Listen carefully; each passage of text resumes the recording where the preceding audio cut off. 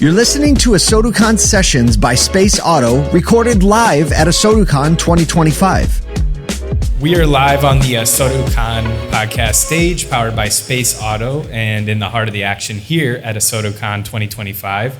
I'm Brad Gelber, and I'm here today with Elizabeth Shults of RML Automotive, talking about why one-size-fits-all OEM strategies are failing dealers. So we were talking a little bit about this before we got recording here. Broadly, if you can find the words, what's the issue with OEMs taking these one-size-fits-all approach to dealer operations? Because they don't know what we do. Like, there is such a education and real-life lived experience difference between the people that are making decisions at OEM levels and the people that are at the front lines of, not only marketing, but sales and servicing customers that are interacting with their brands. The knowledge difference is so strong that we end up with people who understand Tier 3 as a concept rather than a reality. Sure. And they will, I speak with my hands, so I'm glad that I don't have a mic. Right there. But it's one of those things where it's a bell curve, right? You have dealers, and the vast majority of them are going to be fairly proficient in any given thing, sure. Right? They're going to be at least average. Yep. But then you get OEMs that focus on this trailing 10% that is failing really badly. Right.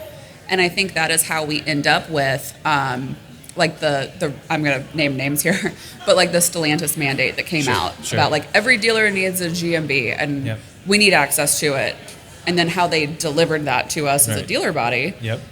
The way that they delivered it and what they tied it to will mean that probably, I would estimate lightly that 10% of all Stellantis dealers in the country will end up with duplicate profiles. Yep. Because they're sending them to dealer principals and they're saying, hey, to a dealer body who is already not exactly experiencing the highest profitability that they've ever experienced, sure. Right? Yeah. That here is a retro that we have to meet in order to continue to survive as a business entity. Yep. And they're like, we're not going to trust that to just, a random marketer on our team from the DP's perspective. Sure. And they're just going to go out and do it. They're like, I can do this Google thing. Let me pull out my, Windows 11. What is that? Anyhow. But even beyond that, the question becomes, okay, which person in an OEM level had the idea of, we need to have this access layer. Sure. We don't have enough control over this, even though, we're mandating all of our dealers to have a OEM site instead of a retail site. We're restricting providers in that space. They have such a level of control. And a lot of the OEMs, I'm not just picking on Stellantis here, a lot of those OEMs do not utilize their power in ways that would make a tangible difference because they don't understand what dealers do to make a tangible difference to the dealers that are doing what they need to be doing. Right. Yes. And does that make sense? I think you nailed it. I think, Ford's another example without just throwing OEMs under the bus. Maybe Ford Direct, some of this stuff where it's give us all this control, but then it's not really asking how does it benefit the individual dealer, like you said, maybe not understanding conceptually, but also why? Why do I need to give you this?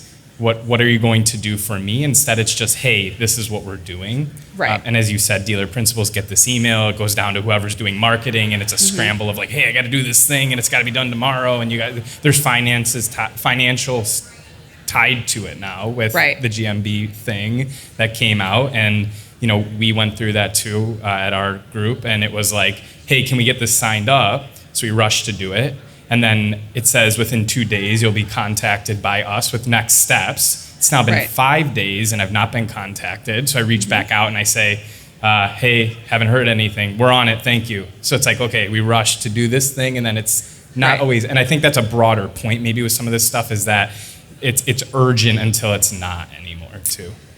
It is. And I would say that there are OEMs, and I would actually push back and say that for me as a marketer with largely domestic brands, that I think that Ford is the most flexible with actually taking feedback and doing something with it, right? And that might just be because I have a great Ford Direct rep. Sure. Shout out to Megan. Megan, I love you. But there are players in that space that are so structured, and they're like, no, we've done this for 20 Rigid, years.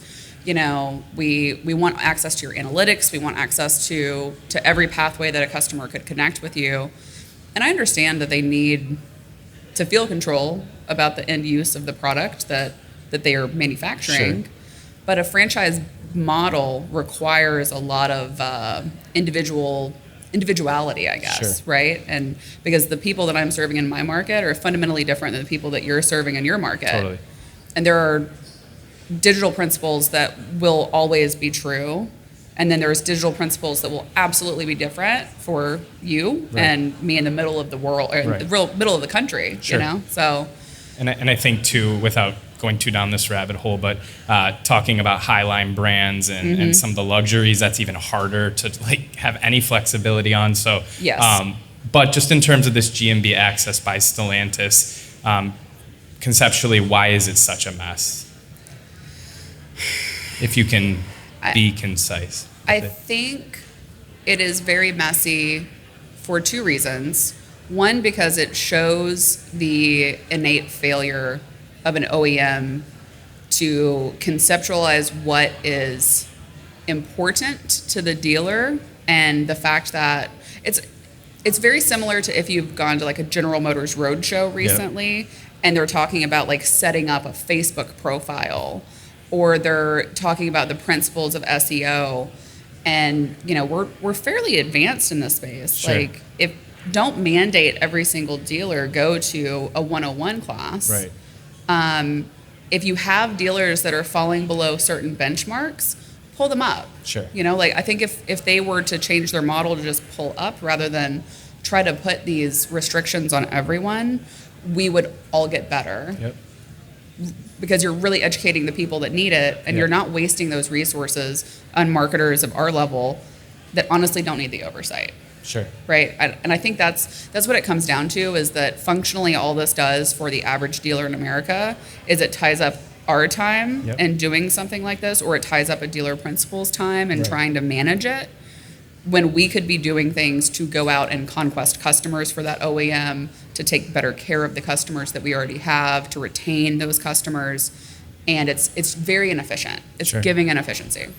So, it's another question here. How is this kind of rollout affecting the day-to-day of an actual dealership marketer? You've kind of hit on this broadly, but in your own experience, how does this impact you day-to-day?